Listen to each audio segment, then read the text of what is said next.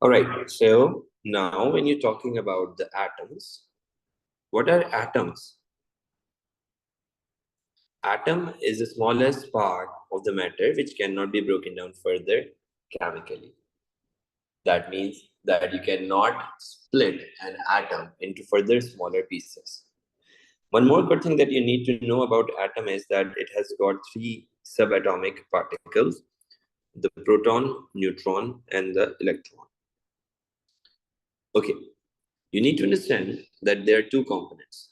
One is the shell outside, and the other one is the nucleus in the center. Shell, what actually shell is? Shell is the outer orbit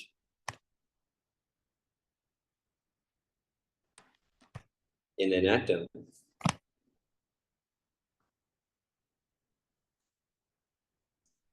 इस shell में क्या होता है? Where the electrons revolve.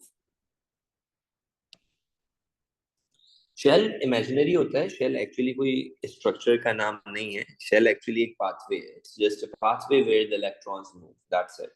So this shell is actually imaginary. And now when you're talking about the nucleus, nucleus is the central region.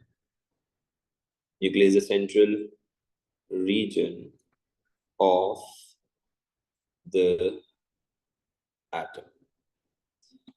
The nucleus is the central region of an atom in which protons and neutrons are present.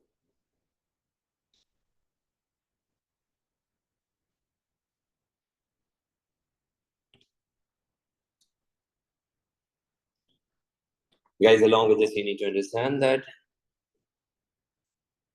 this over here is pointed out as the nucleus. This over here is pointed out as the shell. This region, which I'm highlighting, is the nuclear region, whereas this structure is called the shell. So in the shell, what do we have actually? Let me just point this thing out in another color. This structure, this component is called electron. And the components that are present within the nucleus, the components that are present within the nucleus, one is the proton and the other one is the neutron. One is the proton, other one is the neutron.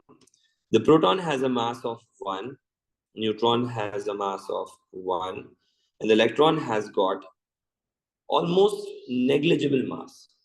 But to be very fine and to be very exact, it has got a mass of 1 over 1840. That means an electron is having a mass of 1840 times lesser than that of the proton and electron.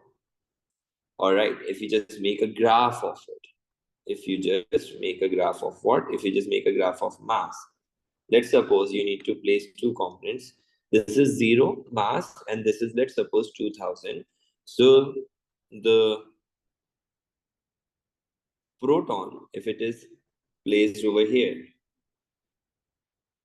the electron should be placed somewhere here. So you can say it's almost 1840 times more in mass than that of the electron. This is called the electron. And let's just suppose if we place the charge over here on the x-axis of the graph, this would be -1, 0, and then the +1.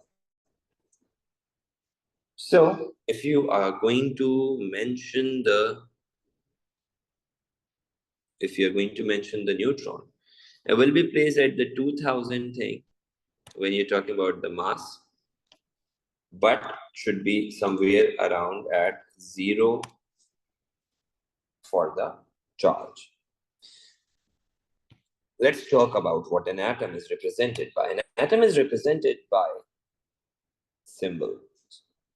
These symbols are same as of what the name of an atom is starting with. They have the same alphabet. Like for suppose you're talking about carbon. Carbon is represented by a symbol called C. You've got two major descriptions to be placed along with it. One is the atomic number, that is the atomic number or proton number. And the other one is the atomic mass. The atomic mass is also known as the nucleon number. Achoo. Let me just take your questions as well. So, electron 1847 or 1800. It's not 1800, but it's 1840. So it's okay if we just, move a little bit here and there. It would be something like 0.005. So it's like so small value that you cannot, move a little bit higher or a little bit lower. That doesn't make any difference. All right. Okay, getting back to this particular part, when you're talking about the mass number or the nucleon number. The mass number, the nucleon number is, how do we define the mass number? Mass number, which is also known as the nucleon number. How do we define it? It is the sum of,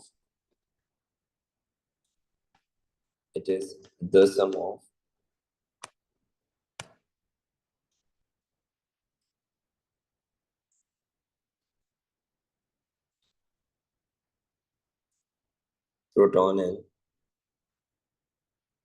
neutron. This mass number is the sum of proton and neutron. Which I don't worry about that for far. If there would be something important, I know it, I would have marked it, okay? So just don't worry about it. Along with that, the other part is the atomic number. The atomic number is also known as the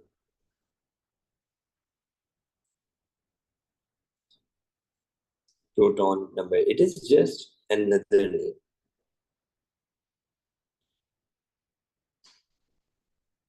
We call this mass as relative mass when we are comparing the mass of one particular part. Or you can say when we are comparing one element with the part of another element. All right. So it is the sum of proton and neutron, one thing. And the other, it is the atomic number. It is the number of an element's total protons. This number also identifies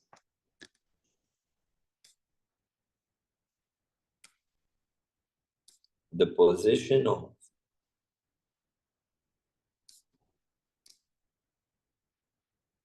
an element in the periodic table.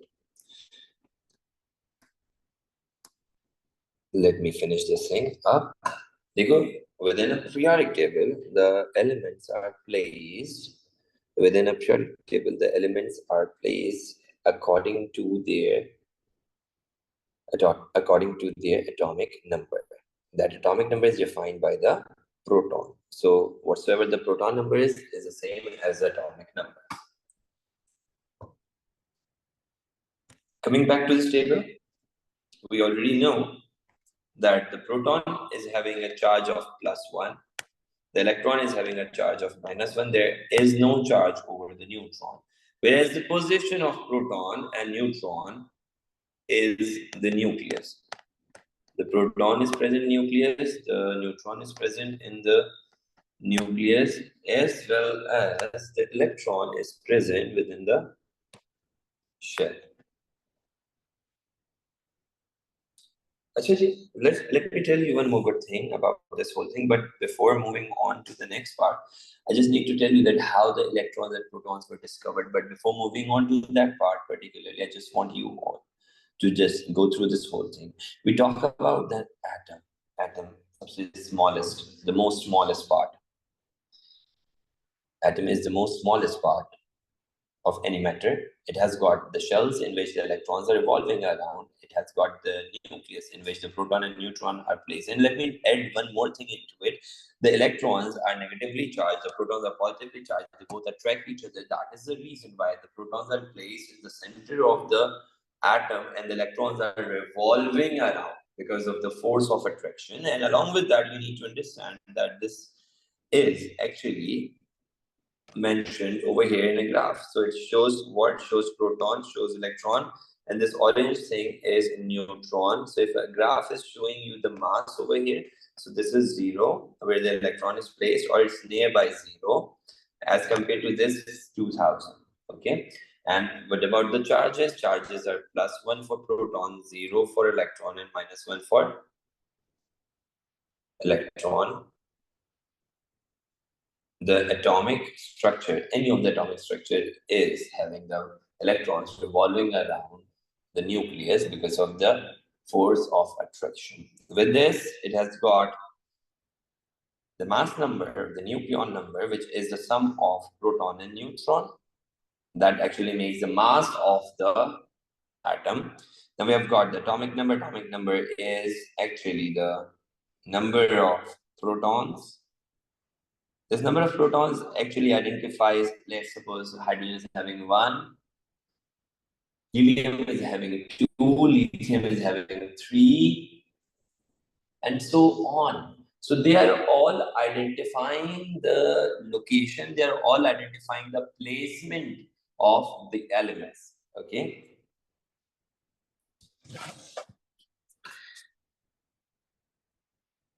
Now we are going to talk about that how the subatomic particles were discovered.